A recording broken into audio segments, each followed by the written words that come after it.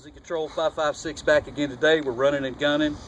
Today I'm going to shoot my personal AR15. This is a Bushmaster Carbon 15 carbon fiber upper and lower receiver.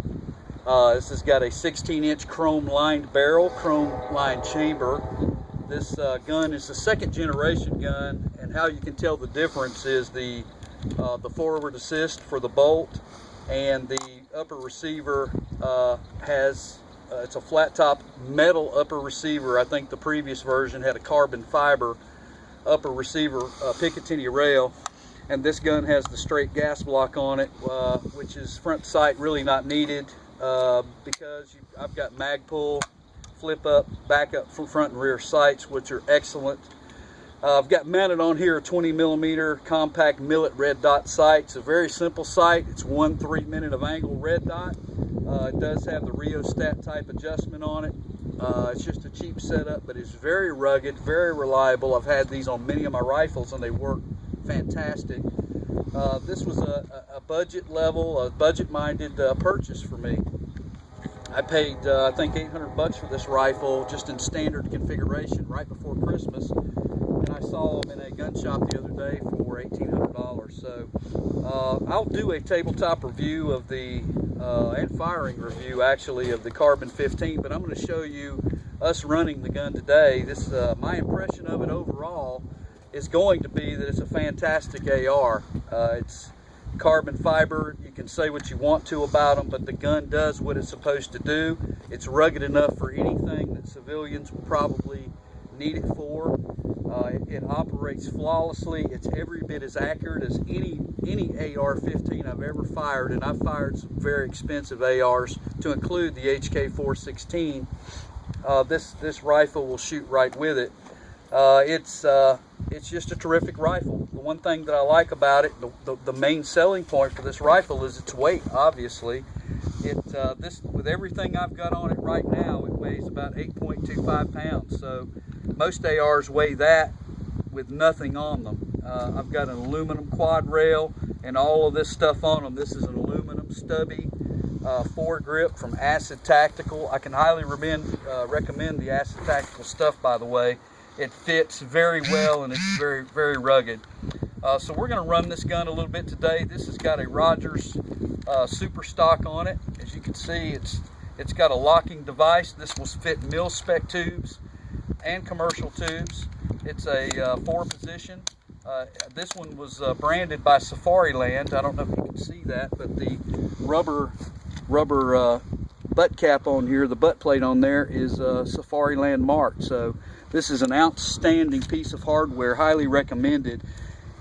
It's got removable ball detent, so you can attach a sling right there. Just a quality setup. I talked to Bushmaster about this rifle when I was considering buying it, and they told me that basically it's addressing some of the receiver cracking concerns. They are very skeptical about some of those receivers. None of them, I believe, were Bushmasters, but this is well made and beefed up in the areas where the stresses would occur. I've had 0 malfunctions out of this rifle, and it is bad accurate. So I particularly like, having been in the Army with the A2 M16s, having this pencil type barrel. I really like this profile over the M4 pattern barrel. I love the pencil barrel. I do want to convert this to a gas piston operated gun later on, just to simply save wear and tear on my barrel. That's the only reason, really. The reliability issue hasn't been a problem. If you clean ARs, the gas impingement works just fine, particularly in the South Georgia tropical climate that we live in. So I would run this gun wet anyway. But I do want to put a piston kit on it, and that probably is going to be my only obstacle, is finding one that will adapt to this .625 diameter barrel. But other than that, we're going to run a gun today.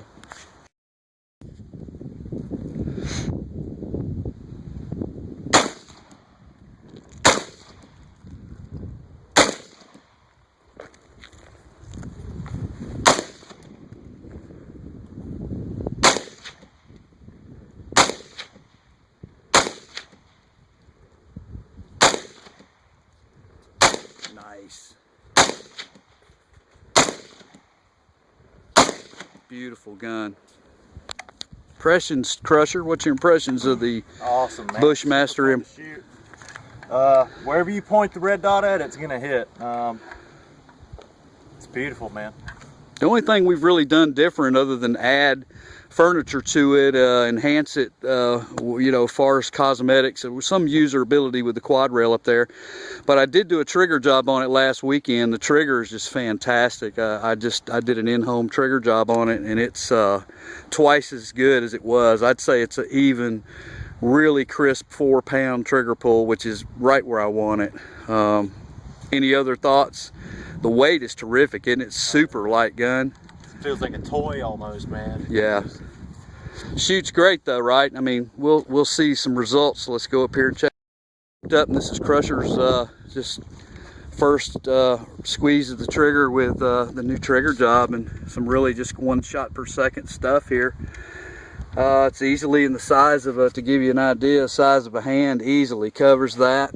These are 55 grain jacketed hollow points, Wolf ammo, I believe, that we've got here. It's really, and by the way, folks, these the Wolf ammo, I found a couple of rounds in a bank. The hollow point ammo really does work. It was peeled back great. I mean, granted, it was hitting a mass of dirt and causing the destruction to the bullet, but it worked terrific. So that's a pretty respectable 1 shot per second event right there. So it's just fun, just absolutely fun, and very easy to defend yourself with that rifle. Wouldn't you say, Crusher? Definitely.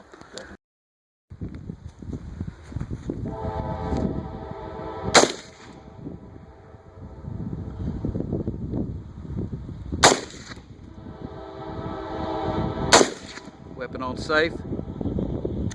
Very good. All right, let's go down and look at your work. Okay, folks, this is the result of Austin there shooting the Bushmaster. Looks pretty cool, holding on to it, doesn't it, Austin? What do you think of the rifle? Felt pretty good. Didn't kick as much as I thought it would. Yeah, manageable, pretty manageable. Yeah, and this is a result of a 12-year-old, first time he's touched the gun, being able to handle it. So it's great work. Nothing wrong with that at all. That's probably 6, 8, 10 shots there, right on target. So right where they need to be. Good work, Austin. Good work.